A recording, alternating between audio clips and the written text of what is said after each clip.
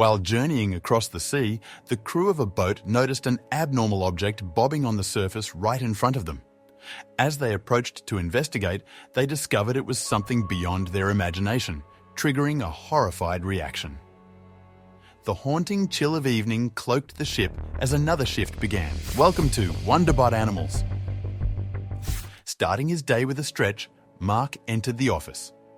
As a committed naval officer, he felt he played a key role in defending his nation and its people.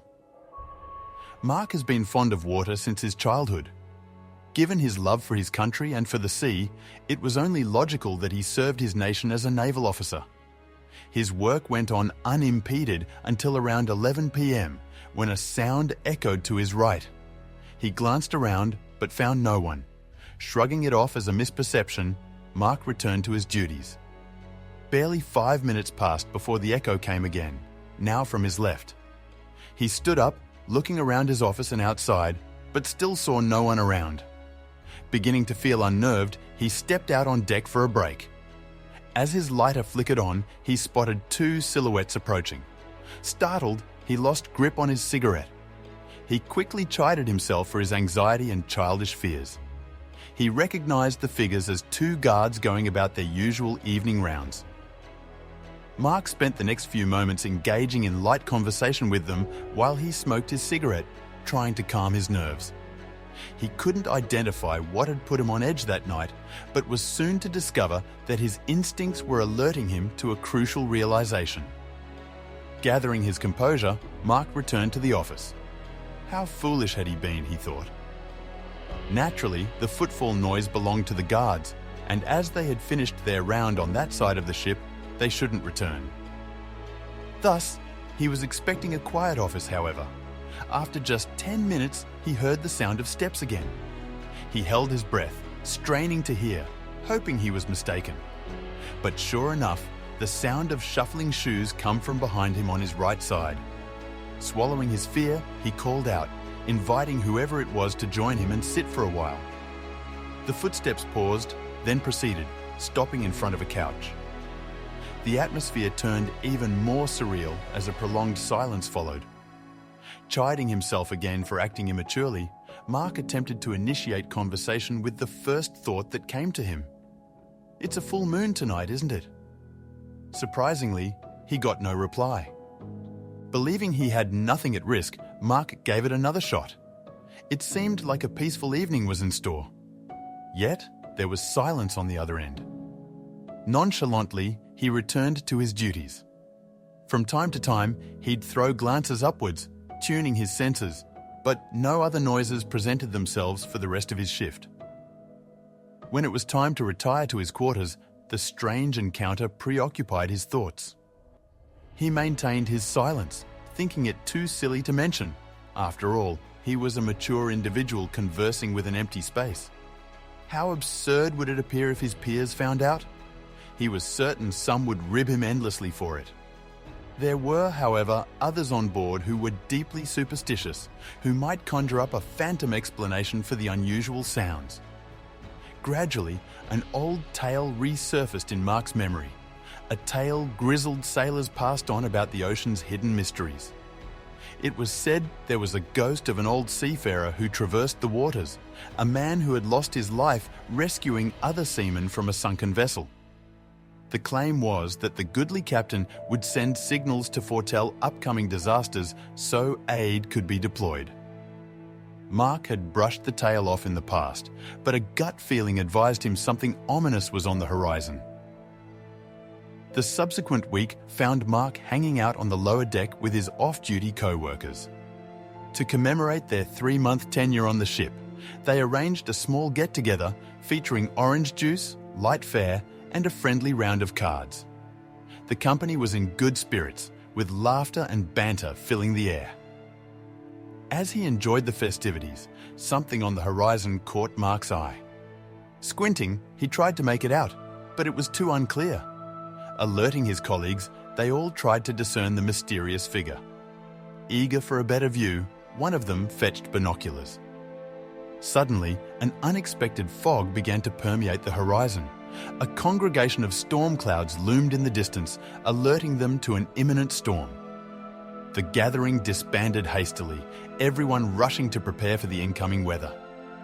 Mark shook off the nagging thoughts of the strange shadow he'd spotted earlier, focusing on the task at hand. However, as he felt an inexplicable presence next to him, his thoughts drifted back to his earlier experience and the eerie noises in his cabin. He wondered if the old mariner's tales held any truth. The spectre of the good-hearted ship captain was present, indicative of an imminent peril.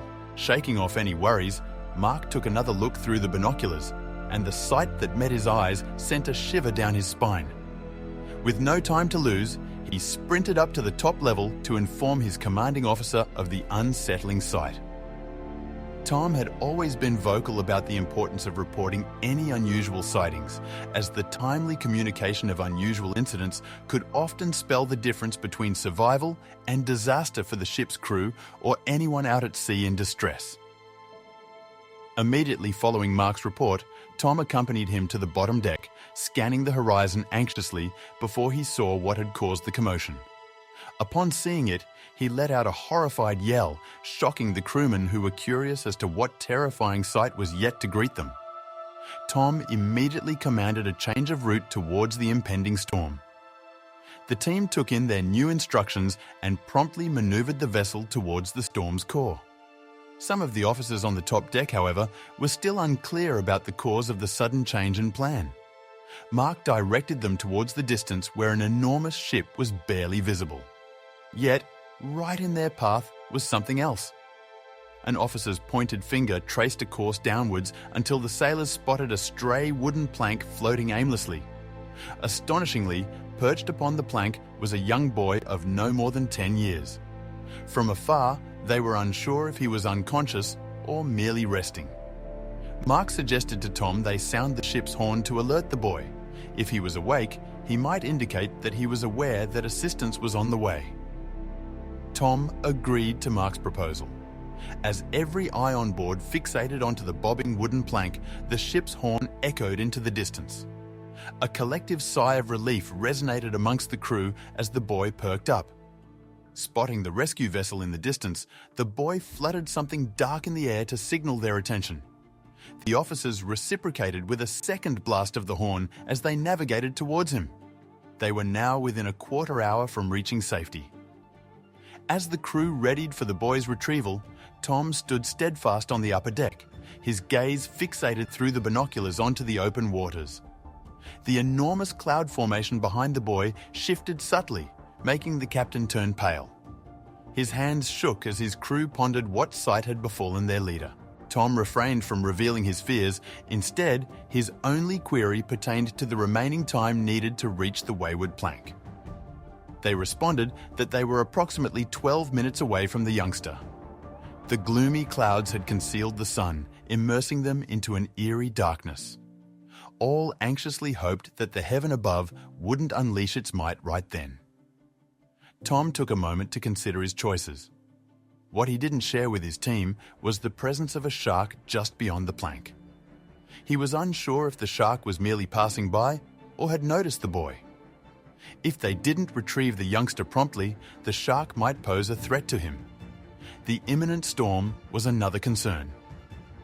Precious minutes were ticking away before the waves would reach the small plank and submerge the boy. Tom was also aware of the risk he would be imposing on his teammates as they delved into the heart of the storm. Making a firm decision, Tom commanded the ship to halt and decided to dispatch a rescue vessel instead. The smaller boat would offer quicker maneuvering and could save the boy from the potential shark threat. He selected Mark and 2 other teammates, assigning them the crucial task of safely recovering the boy. After cautioning them about the shark, he waved them goodbye as everyone watched, hearts pounding fearfully. Pushing their limits, Mark and his team raced towards the boy. They could observe the buildup of the waves and knew it was crucial they reach the boy before the waves did. The violent winds battered against the boat, rocking it from side to side. Fighting against the elements, Mark and his team strove to maintain the boat's direction, their focus unwavering. They were moments away when the waves erupted and the boy was lost beneath the water. Even from afar, Mark could hear the terrified screams from his shipmates. Despair mirrored in everyone's faces on the boat. Without hesitation, Mark plunged into the stormy waters. The remaining crew on the boat began to move cautiously, vigilant for any signs of Mark or the little boy in need of help. A minute passed, then two, with no sign of them. Concerned, they debated if it would be prudent for another team member to leap into the tumultuous waters. Suddenly, they heard a noise over the thunderous ocean's roar. Looking to their right, they saw Mark in the distance, struggling to keep his head above water, one arm clutching the unconscious boy. They raced towards them. Chasing close behind Mark was the dorsal fin of the shark. Exhausted, Mark endeavored to remain afloat with the boy. He was eagerly hoping for the boat to reach them soon. His strength was dwindling, making it harder and harder to persist. Suddenly, he felt an uncanny sensation next to him, compelling him to look behind. No sooner had he pivoted than the shark flew past him. If he hadn't moved, the shark would have ploughed into him. With the child in his grasp and the boat too far off, Mark scanned his surroundings as the shark circled. It was likely alone, as sharks are often solitary creatures. He knew he lacked the power to fight the shark, hold on to the child, and stay above water. He hoped that by kicking more fiercely, the shark would retreat. But after a short while, Mark realized this wasn't the case. He felt the shark readying itself for another advance. The boat was too far to provide any assistance. He inhaled deeply, preparing for a life-defining confrontation. Suddenly, he heard a deep, resonating sound that could be the call of a vessel or the moan of the ocean. This noise startled him, but it also seemed to deter the shark. Try as he might to hold on to consciousness and the child, he felt both slipping away slowly. In the nick of time, a pair of strong hands grabbed them. Incident responders hoisted them onto the boat. The huzzah of their teammates echoed distantly, but Mark was already fading out.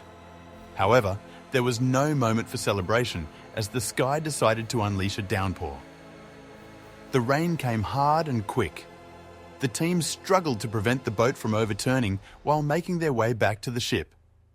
With Mark and the kid unconscious, getting them safely was a race against the clock. Thankfully, the other members on the ship were ready to receive them. As they climbed onto the deck, medical personnel immediately took over, wrapping all four in warm covers. They were successful in reviving Mark and the young child and quickly transported them to the medical bay. Everyone praised Mark and his team for their bravery as they walked in. In several hours, Mark had rested enough to move around. He reported to Tom's office. The young boy remained unconscious, and they were unable to determine how he had ended up alone in the vast ocean. The ship's silhouette both Mark and the boy had seen was now nowhere in sight. Tom inquired if anyone had heard of a boat capsizing nearby, but the answer was negative. With the heavy rain, it became impossible to search for signs of a wrecked ship. With such limited information, they had no other option but to wait for the small kid to regain consciousness and tell his tale. And after some hours, the boy finally opened his eyes. He told them his name was David. He lived with his grandparents, and during one weekend, his grandfather wanted to go on a sailing trip to mark his retirement. He had persistently requested to join them. After ceaselessly persuading the old pair throughout the week, his grandfather eventually gave in after assuring them of his exemplary behavior.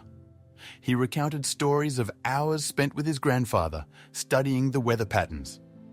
The prediction had guaranteed warm weather and a cloudy atmosphere.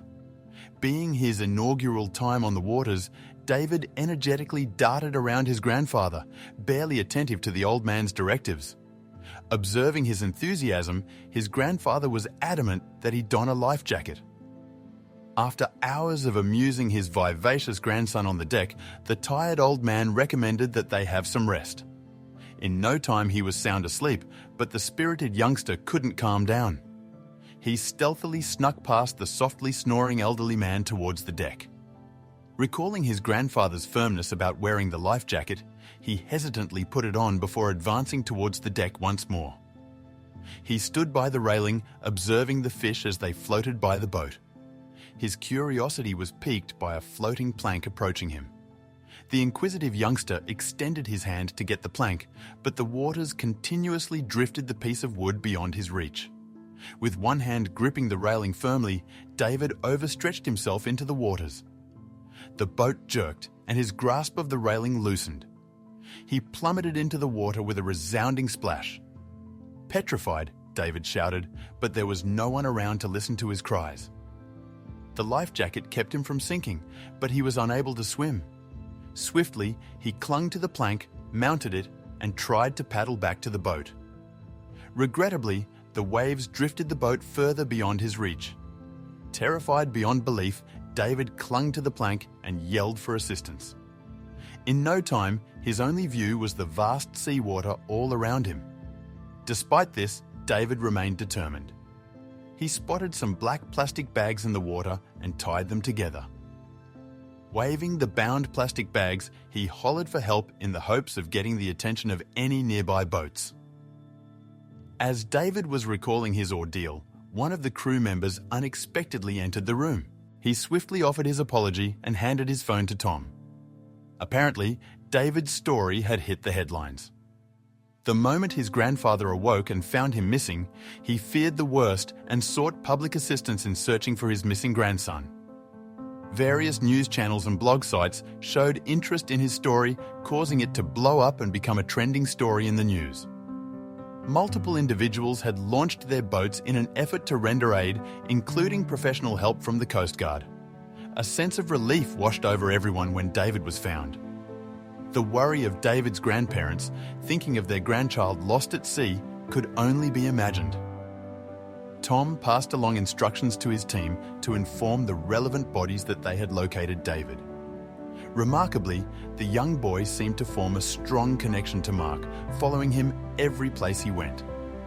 The developing bond between the small child and his rescuer provided amusement for the entire team. When his grandparents came to pick him up, David clung on to Mark and didn't want to let go. It required a gentle hand from Mark to coax the boy to release him, making the youngster promise to be more cautious around the water in the future.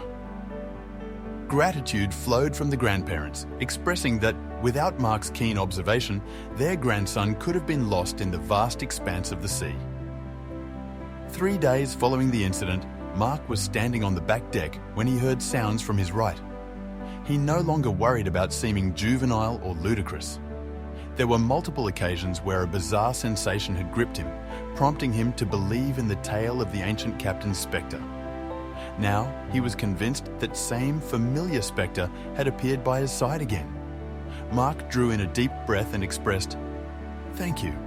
Not certain how you managed to change cloud formations, but because of you, David was rescued from the chance of drowning." There was no audible response, which was the norm, but he did hear a splashing sound, but saw no evidence of anything falling into the water. This was Mark's last encounter with the spectre. He found it slightly humorous, thinking back to the unusual instances where he previously believed an indefinable feeling led to him finding a young boy at sea, or that it served as a warning to a potential shark incident. He was content with everything having a favorable outcome. What an exhilarating adventure! Do you believe in specters? Was the sensation Mark experienced just intuition? Or was there another entity truly with him? Share your thoughts in the comments. We appreciate you watching this inspiring video. We're looking forward to seeing you during our next video.